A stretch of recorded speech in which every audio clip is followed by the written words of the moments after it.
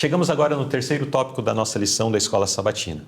Nesse terceiro tópico, vamos ver um pouquinho sobre os efeitos do vento na nossa vida.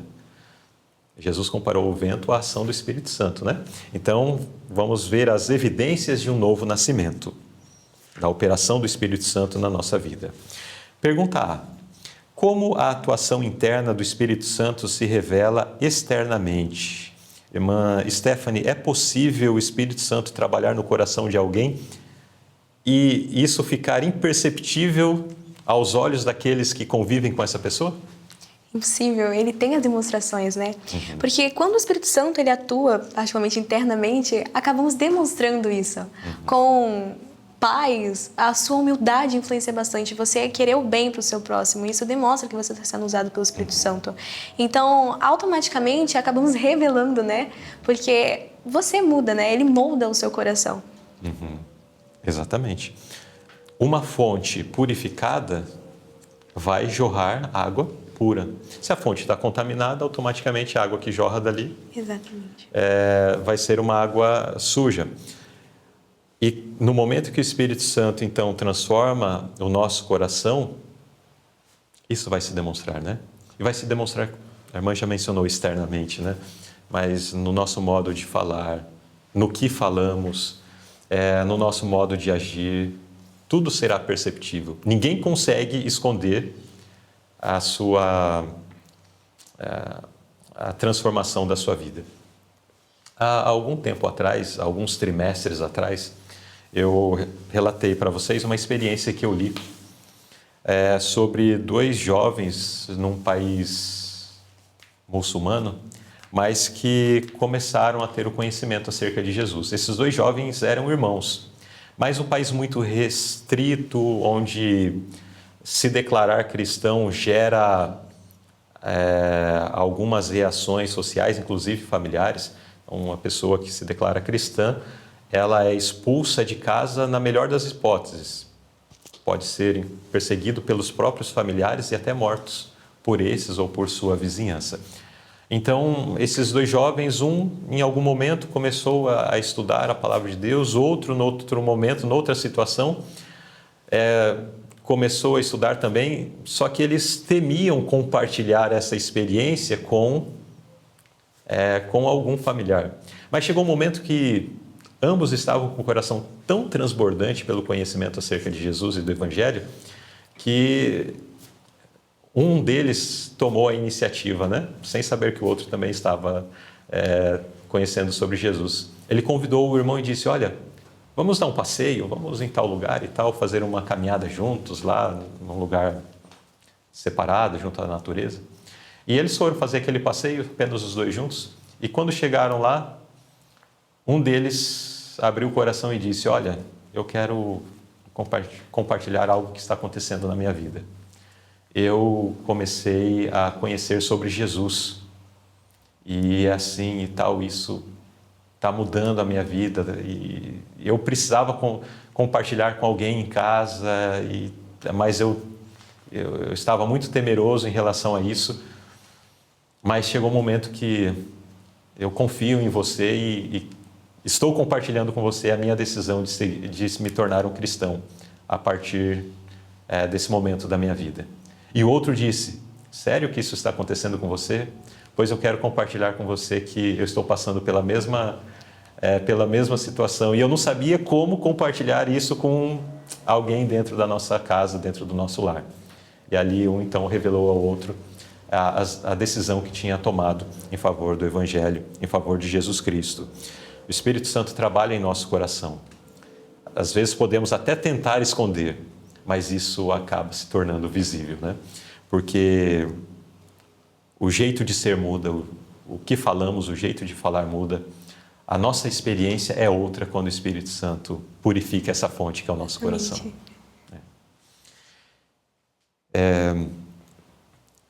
Bom, a nota, todas elas são importantes, mas uma frase aqui, apenas para destacar. A pessoa afasta os pensamentos pecaminosos e abandona as más ações. O amor, a humildade e a paz substituem o ódio, a inveja e a guerra. A alegria toma o lugar da tristeza e o rosto reflete a luz do céu. Portanto, se você vive com a cara fechada, sempre triste, peça que Deus trabalhe no seu coração, né? Porque às vezes está faltando um pouquinho mais de Deus, ou o Espírito Santo tomar conta de todo o seu coração. É claro, às vezes passamos por momentos bastante conturbados na nossa vida, né? Situações bastante difíceis. Mas vamos buscar mais de Deus, vamos buscar mais dos altos céus. Com certeza teremos a nossa carga aliviada, teremos o nosso fardo diminuído nessa jornada rumo à Canaã celestial. Pergunta B. Quando é que alguém recebe a bênção da transformação?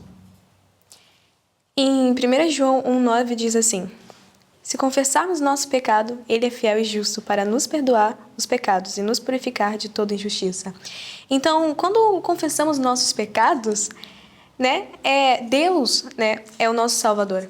Então, Ele é, como que diz, né, Deus é amor, né? Sim. Ele produz. Quer refazer essa resposta? Quero. Tá bom. Ai. Só faz uma anotação aí do tempo.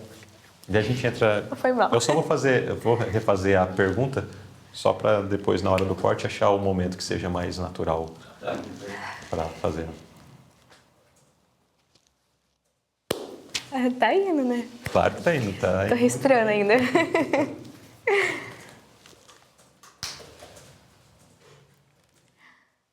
Acabou que eu não tô nem vendo notinha, não tô nem vendo mais. É assim, a gente faz um punhado de anotação e depois não... Terceiro. Você não tá nem dormindo, né? Pronto? Então eu vou refazer a pergunta. Quando é que alguém recebe a bênção da transformação? Quando ela confessa os seus pecados para com Cristo, né? Ele vai nos perdoar se nós confessarmos nosso pecado. Porque se não confessarmos, não vai mostrar que nós realmente estamos arrependidos daquilo, né? Então, para recebermos essa bênção, só basta isso, né? Uma coisa tão simples que muitos de nós não fazemos. Exato. Tem uma frase da nota que diz assim: a bênção chega quando a pessoa se entrega a Deus pela fé. Achei muito bonito isso. E o que a irmã Stephanie estava mencionando faz todo sentido dentro disso que estamos vendo, de que existe um desenvolvimento gradual, né? Deus não nos entrega tudo assim e a gente já recebe uma carga enorme. Mas primeiro vem a convicção acerca do pecado, e aí primeiro vem o conhecimento acerca do pecado, daí nós nos tornamos convictos dos nossos defeitos e das nossas falhas. Aí vem a mensagem nos convidando ao arrependimento. Aí nós aceitamos essa mensagem e nos arrependemos. Aí vamos dando passo após passo. Cristo vem, faz morada em nosso coração, o Espírito Santo vem, faz essa limpeza, né, na nossa alma, mas é uma correspondência. Então, recebemos um raio de luz, vamos viver esse raio de luz. A luz aumentou, vamos viver essa altura. Recebemos mais luz e vamos progredindo desta forma, sempre nessa correspondência. Agora recebemos a mensagem: olha, somos pecadores e temos Jesus, que Ele é maravilhoso, Ele morreu para nos perdoar de todos os pecados. Tá bom, que bênção. Nossa, Jesus é muito amoroso mesmo, não? Morrer por uma humanidade pecadora, ingrata, etc. e tal. Até aí minha vida continua na mesma. Eu preciso entregar a minha vida. Senhor, transforme o meu coração, transforme a minha vida. Olha quantos pecados, olha quantas falhas. Purifique o meu ser, purifique a minha vida. E aí, ao fazer isso, ao dar esses passos, de fato, a obra de Cristo lá na cruz do Calvário fará sentido na minha vida, né? E aí seremos transformados. Enquanto não fazermos isso, é uma bênção na vida dos outros, mas não é uma bênção na minha vida ainda, né? Eu acho interessante também, eu acho bem importante comentar sobre isso, né? Que às vezes nós mesmos não reparamos os nossos pecados. Teve até uma lição, né, que disse sobre isso, né, que observamos tanto a vida alheia, né, que esquecemos da nossa. Então, para recebermos essa bênção e confessarmos os nossos pecados, devemos nos questionar também. Nossa, o que eu fiz hoje essa semana? Eu errei isso. Então, você já fica atento para você não errar aquilo e ficar atento do que aquele pecado que você cometeu, para logo quando você conseguir pedir perdão e confessar o seu pecado para com Cristo. Sim, exatamente. volta aquele assunto que foi mencionado numa outra lição anterior, sobre a questão da consciência, né? Nós temos consciência das nossas atitudes. Às vezes nós não estamos nos ligando tanto a isso. Faz um pecado, depois chega no momento de oração, Senhor, perdoe todos os meus pecados, mas eu cito a frase de uma forma tão mecânica que eu sequer lembro que pecados foram esses. Eu devo ter feito alguma coisa aí ao longo do dia que não foi do agrado de Deus, então, Senhor, perdoe meus pecados e tal. Mas essa oração, ela não é, no fundo do fundo, não é uma oração sincera e honesta. Porque ela é uma oração, ela é realizada de uma forma mecânica. São palavras que são ditas, agora, Senhor, perdoa o meu pecado. E aí vem na nossa mente aquele momento, olha, falei uma coisa que não devia, fiz naquele outro momento uma coisa. Senhor, mantenha isso sempre vivo na minha mente para eu não voltar a repetir essas coisas. É isso, né, que você está mencionando. De nós termos essa consciência para que, numa outra situação onde tudo encaminha para eu repetir o mesmo erro que cometi lá atrás, não, sinal de alerta aqui, tal, o Senhor está no controle da minha vida, eu errei porque eu dei lado para isso, deixa eu sair por outro caminho, né? Na maioria das vezes é uma dificuldade que a dificuldade, né, que tem aquele, o pior pecado cometido, é aquele que gostamos, né? Exatamente. Que a gente comete ele sem perceber. Exato. Então, às vezes, uma pessoa que costuma ser arrogante demais, ela às vezes é arrogante e nem percebe. Então, você falando com Deus, conversando com Ele, Ele vai te dar o alerta, entendeu? Ele vai enviar e vai te dar o alerta para você, não posso ser arrogante nessa parte, mas não se influencia só na arrogância, em vários outros aspectos também. Exato. Muito bem. Nós queremos desfrutar da bênção de ter um coração transformado. Então, vamos batalhar por isso, né? Cumprir com aquilo que Deus requer de cada um de nós. Pergunta C. A que Cristo compara esse processo, irmã Stephanie? Ele compara com o fermento, né? Aqui na notinha diz assim: o fermento trabalha escondido na farinha para levedar toda a massa. Do mesmo modo, o fermento da verdade atua em segredo, em silêncio e inconstantemente para transformar a alma. Ele abranda e controla as inclinações naturais, implanta novos pensamentos, novos sentimentos e motivos. Com isso, ele estabelece um novo padrão de caráter, a vida de Cristo. A mente muda, as faculdades despertam para a ação em novas direções. O ser humano não recebe novas habilidades, mas aqui eles têm são santificadas.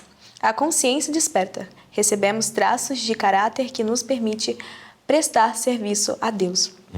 Então, a atuação do fermento é sigilosa. Como se fosse numa massa de bolo. Vamos dar um exemplo de uma experiência que eu trabalho, né?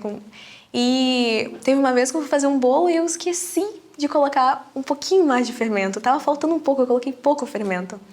E não foi só isso. Eu coloquei no forno e eu não lembro quem foi, mas alguém abriu o forno. Então, dificultou esse processo. Então, a atuação do Espírito Santo, né? Ela não pode ser interrompida, porque se você interromper, para voltar, como que você vai restaurar um bolo solado? Fica difícil. É só fazendo outro. Então, é só fazendo outro. Então, é um processo que eu acho muito, muito legal essa comparação, porque faz total sentido. Temos que tomar cuidado para não interrompermos essa atuação, né? Do fermento da verdade, né? Que está dizendo aqui. Muito boa. Essas colocações, né, da interrupção. Você podia até ter colocado a quantidade certa do fermento, né, ali na massa. Mas daí você coloca ali, começa a assar, de repente você vai lá, abre para dar uma olhada e tal, daí o forno dá uma resfriada. Daqui a pouco, daí fecha, daqui a pouco abre. O processo fica sendo atrasado e nessa interrupção a massa finalmente chega no momento do assar, onde fixa no tamanho que está e pronto, né? E batuma o bolo. E na atuação do fermento da verdade, né, como diz, né? É particularmente o mesmo processo. Precisamos crescer, vamos assim dizer, né? Então, se interrompermos isso, não vamos crescer espiritualmente. E observando isso é bom, nós tomamos cuidado com as influências, que influencia bastante, né? As pessoas à sua volta, isso pode ser como que fala? Interromper essa sua trajetória ali. Sim. Então, para sentirmos isso e mudarmos esse pensamento, devemos ter isso em mente, né? De não deixar que ninguém nos influencie para o caminho da verdade. Exato. É a questão da comunhão e estar sempre conectado com Deus, né? Na nossa jornada. Sem esse conecta e desconecta, conecta e desconecta. E num outro exemplo que Jesus dá no outro momento, que ele faz menção da videira, né? De ser um ramo, ou o exemplo de estar enxertado. No processo de enxerto, onde você coloca um caule de uma planta num outro tronco, se você, deixa eu tirar aqui para ver se já está criando ligação entre o galho e o tronco. Se você fica fazendo isso, o galho vai morrer certamente. O processo não se completa, né? Então, importantíssimo isso que foi apresentado pela irmã Stephanie. A continuidade, não ficar interrompendo o processo. Porque o interromper o processo significa que nós estamos dando margem para o inimigo. E quem garante que numa dessas rasteiras que nós nos permitimos sofrer de Satanás, nós vamos conseguir levantar? É um risco muito grande que nós assumimos quando damos margem para Satanás nos derrubar.